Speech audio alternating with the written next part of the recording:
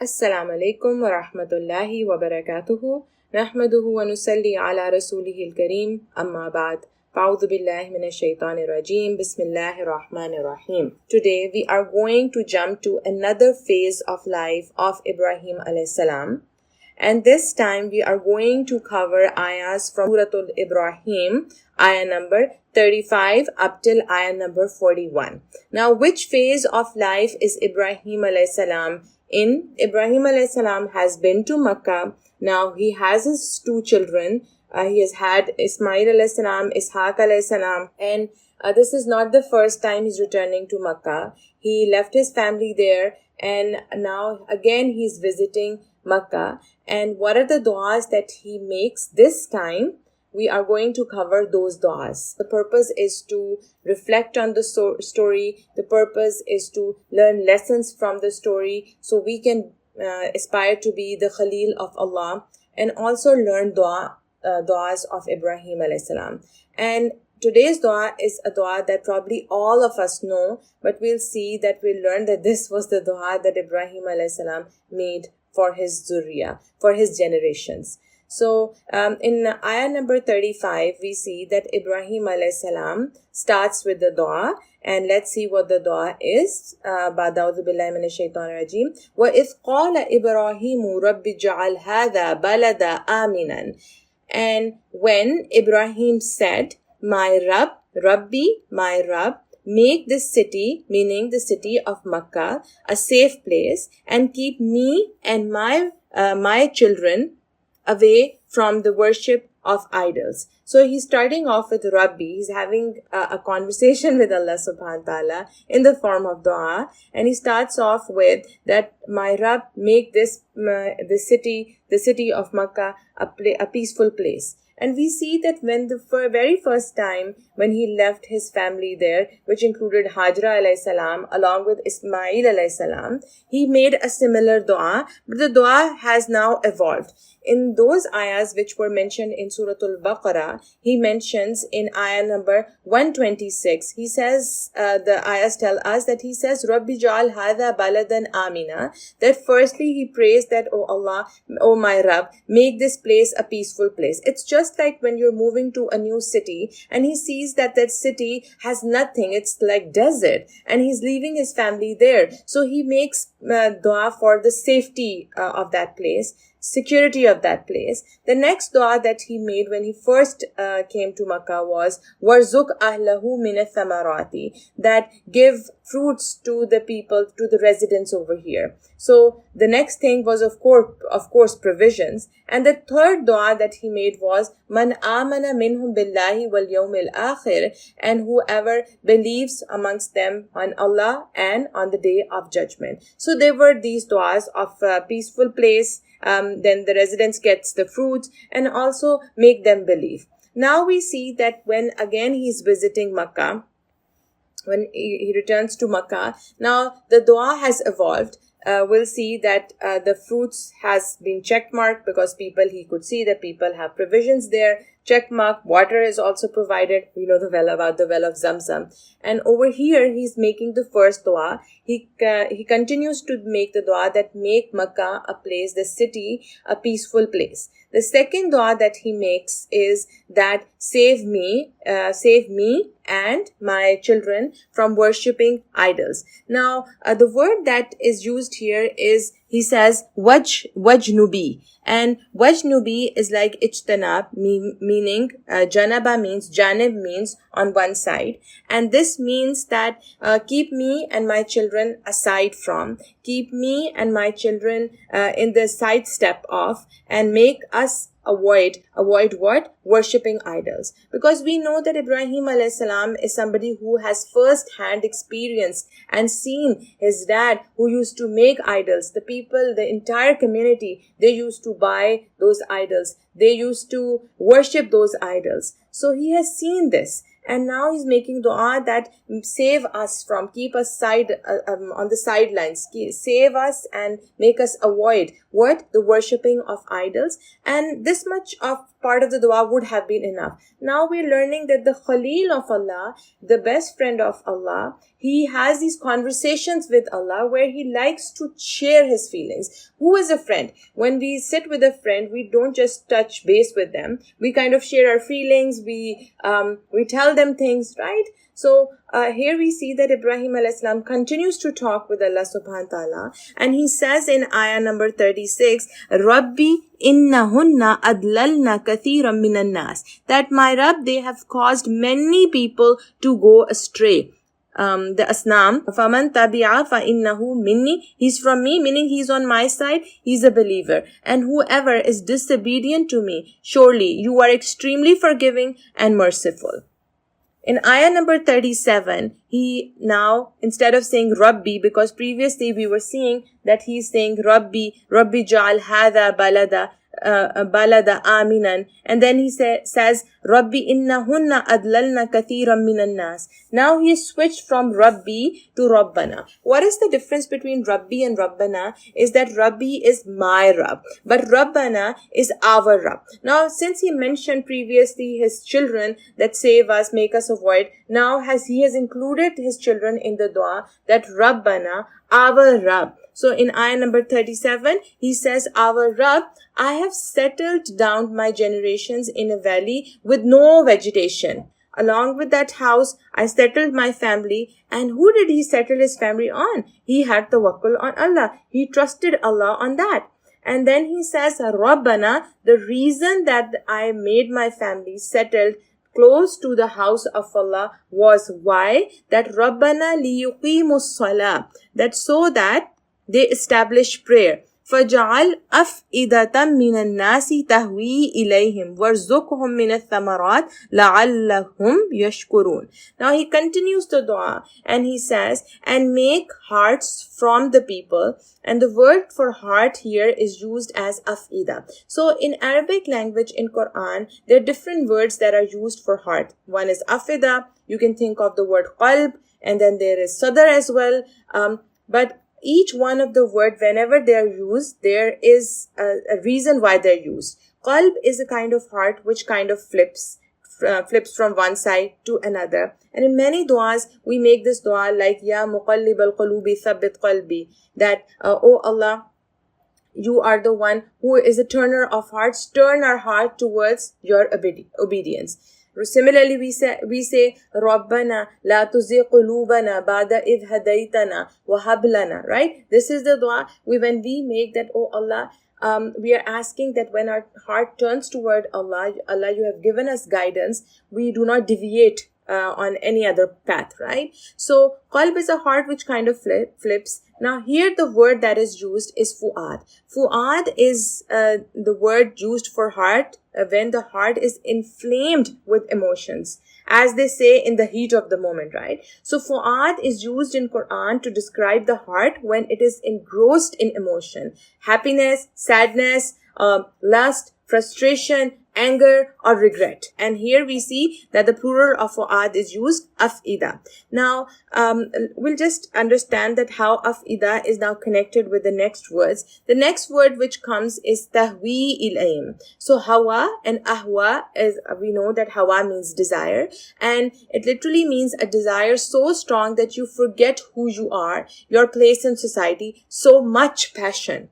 And hawa also means to fall for. So, how does this fits in this ayah that Ibrahim alayhis salam is saying that I settled my family here so that my Rabb, they establish prayer, and also he's saying that فَجَعَلْ أَفْئِدَةً مِنَ النَّاسِ, make the hearts of the people, those emotional hearts which are full of emotions, which we just talked about. So that part of heart of the people inclined towards ilayhim, them, and provide them with fruits. So inclination towards this, the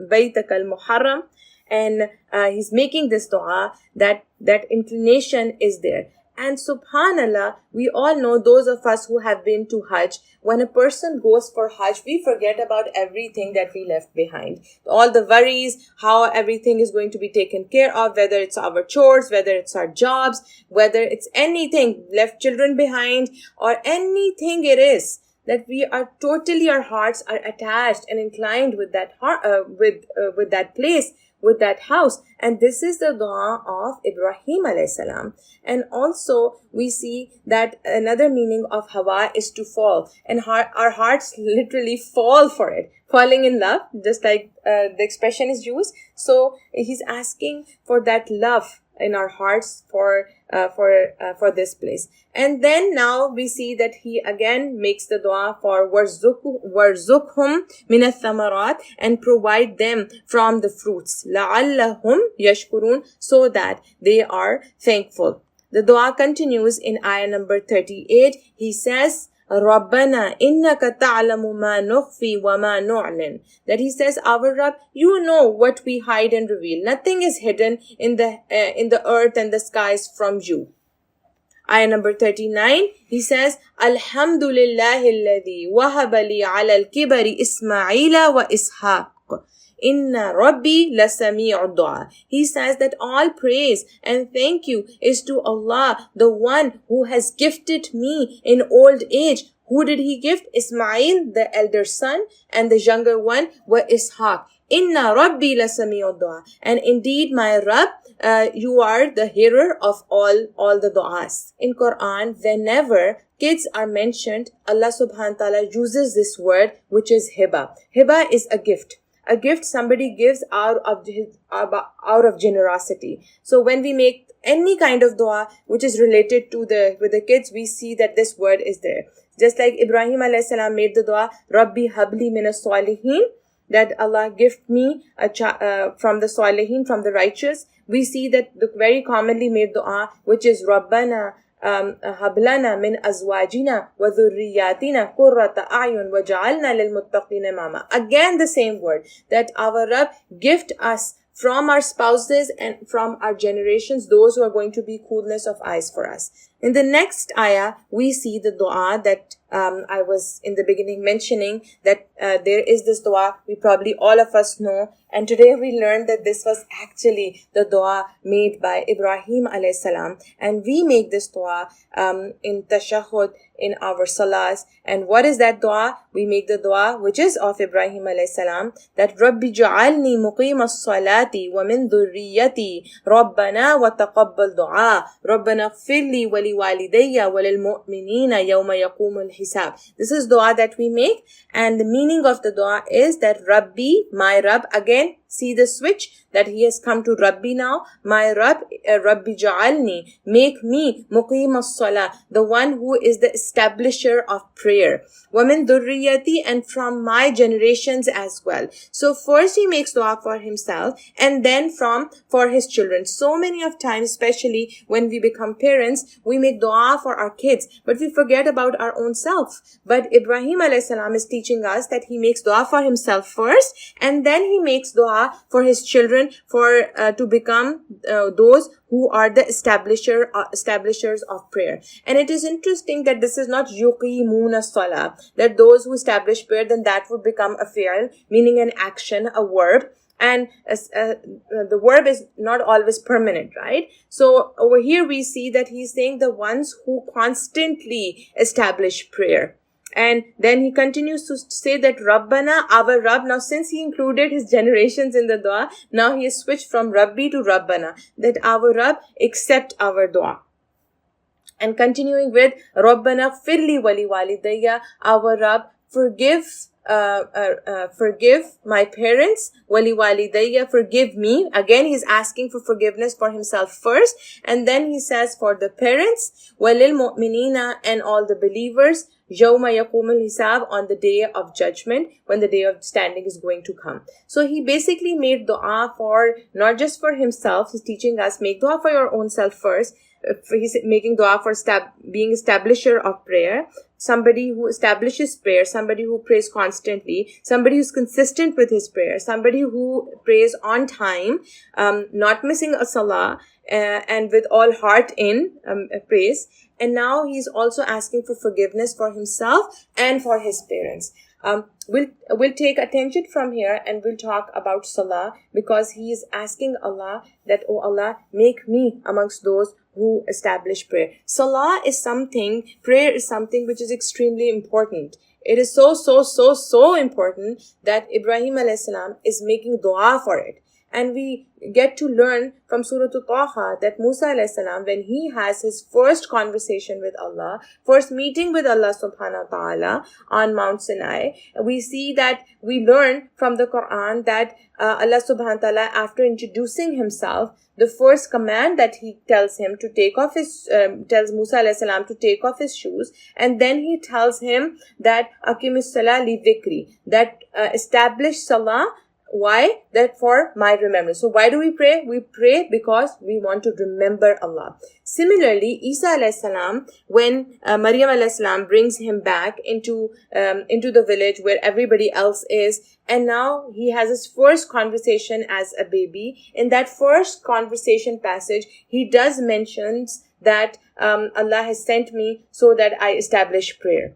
Similarly, we also get to know that from Rasulullah that his last words, one of the last words on the tongue of our beloved Prophet were as-salah, as-salah. So salah is something very important. We cannot skip salah. We cannot be negligent about the salah. It is actually a gift from Allah. All the other commands came through Jibreel alayhi salam. Allah subhanahu wa ta'ala sent down the revelation through Jibreel alayhi salam to Prophet Muhammad, except one command, which is a gift, for which Allah actually raised the Prophet to the heavens and gave that gift, and that gift is the gift of salah. This is the only thing which was presented to the Prophet, and he was specially brought to the heavens and then given this command. And but the thing is that when we think about it, that at one side we see that salah was a gift, and we'll talk about when it was revealed in the life of the Prophet. So actually we can feel the needs for salah in our lives too, and we get attached to salah.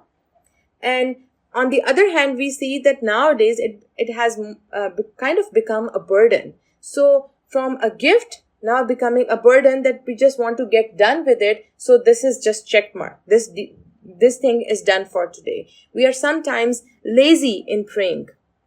Sometimes we feel like that, oh, I need to accomplish my task, and exiting from this, I'm in my momentum. Exiting from this is going to affect that. Oh, salah is going to take a little bit time. Let me do my salah after I'm done with all tasks. I'm going to be free. I'm going to be relaxed, and then I'll do my prayers. So we'll see that in the life of the Prophet, that how important the salah was. So now I want you to imagine, I'm just going to do the stage setting, that imagine the household of Rasulullah, may Allah be pleased with him, that he has his wife Khadija with him, and their marriage was for 20 plus years.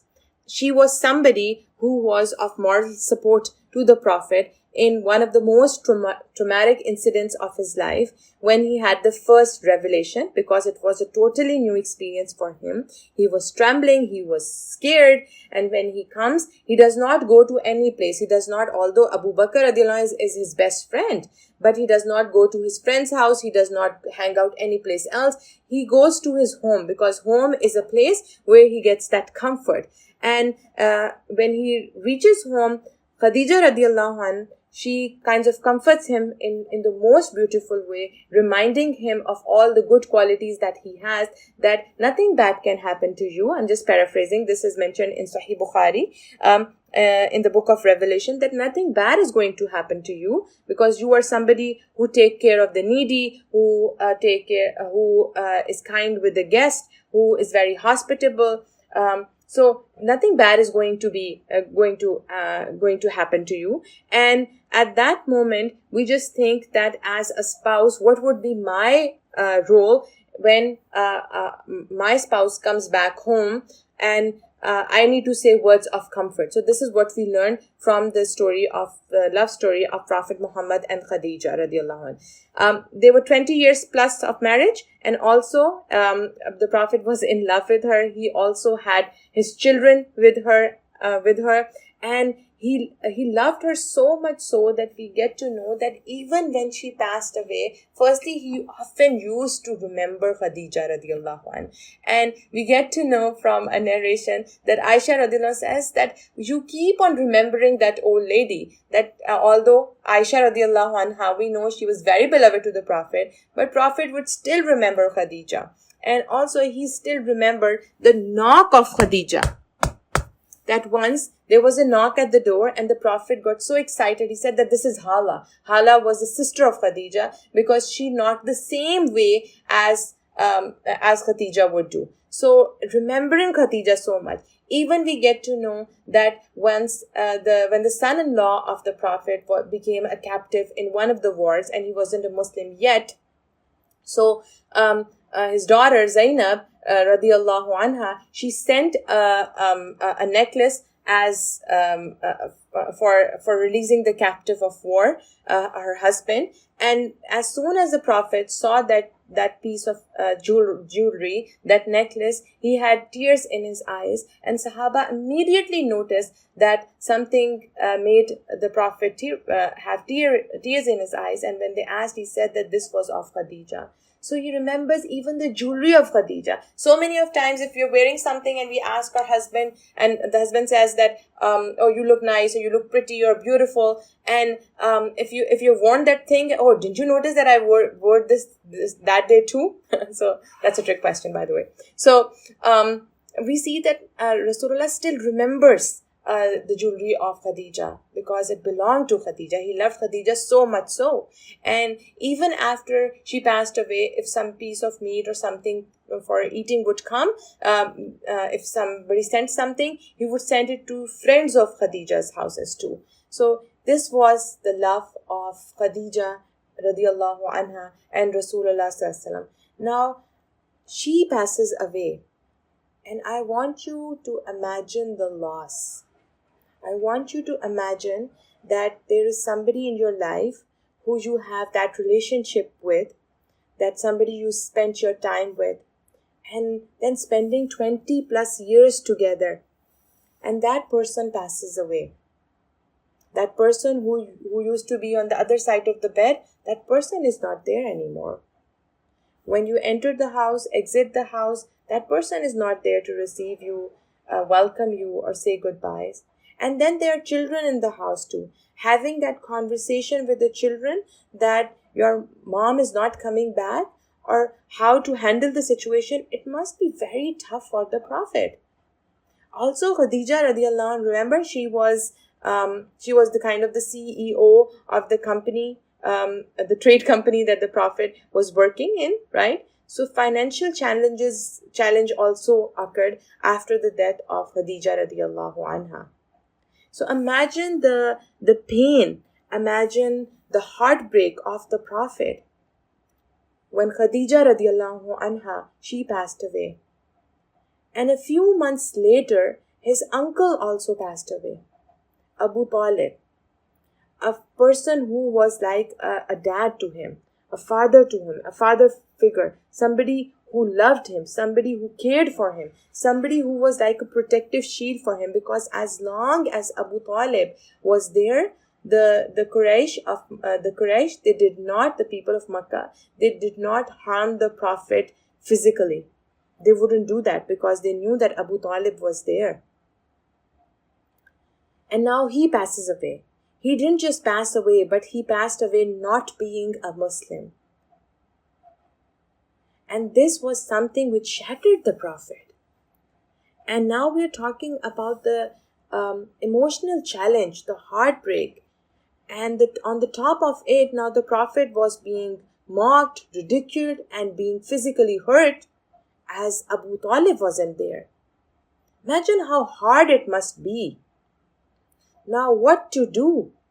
In that situation, Allah subhanahu wa ta'ala invites the Prophet, takes him to the journey of Isra wal Mi'raj. And at that moment, which was very difficult moment in the life of the Prophet, where he was going through emotional challenges, the heartbreak, the physical difficulties, and what not, Salah was given as a gift to him. So salah was a medication. Salah was a therapy. Salah was a prescription from Allah to deal with all those everyday challenges and trials of life. When Prophet was in one of the most difficult times of his life. Now, but when we think about it, for us, salah has become something which is a burden. Many of times it becomes difficult to just go and do wudu, especially in winters, or take time to pray, or if we are gone somewhere, that let us return, then we'll pray. And sometimes the time for salah, it kind of squeezes. So may Allah give us the ability that we actually realize that salah is a source for comfort for us. Prophet, may peace and blessings be upon him, we get to know from hadith of Sunan Abi Dawood that the Prophet, he used to tell Bilal radiallahu anhu, because he was the mu'adhan, he was the person who would call out the adhan. So Prophet would say that, O Bilal, ya Bilal, aqim as-salah, arihna biha. That, O Bilal, call iqama for prayer and give us comfort by it. It was a source of comfort for the Prophet. So anything happened in his life, whether it was battlefield, anywhere, Prophet would just pray, wouldn't pause the prayer, let me finish this up, let this pass, and then I'll pray. No. He would just pause everything else for prayer, because prayer is something which is going to be a source of comfort. Prayer is something which is going to help him get through that test and trial from that difficulty. So let it be anything in our lives, whether it's our jobs, whether it's our school, it's colleges, whether it's our children. Let it be anything that is happening in our lives. Let's take time for salah, and let's dedicate time for salah. And let's make this dua for us, the same dua that Ibrahim a.s. made for each one of us. May Allah make us amongst those for whom this dua is true. And the dua is, Rabbi ja'alni muqima as-salati wa min dhurriyyati. That our Rabb, my Rabb, make us amongst the establisher of prayers. Wa min dhurriyyati, and from our generations as well. Rabbana wa taqabbal dua. Our Rabb, accept our dua. Rabbana firli wali walidayya. Our Rabb, forgive us, forgive me, and forgive my parents. Walil mu'minina, and all the believers. Yawma yaqumul hisab, on the day of standing of when we'll be accountable. Ameen ya Rabbil Alameen. May Allah help us learn from this beautiful dua, which is a dua of Ibrahim a.s., a man of vision who settled his family not because of any other reason, but keeping tawakkul on Allah so that they could establish prayer and their hearts could get connected to the house of Allah. We'll end up here. Assalamu alaikum wa rahmatullahi wa barakatuhu.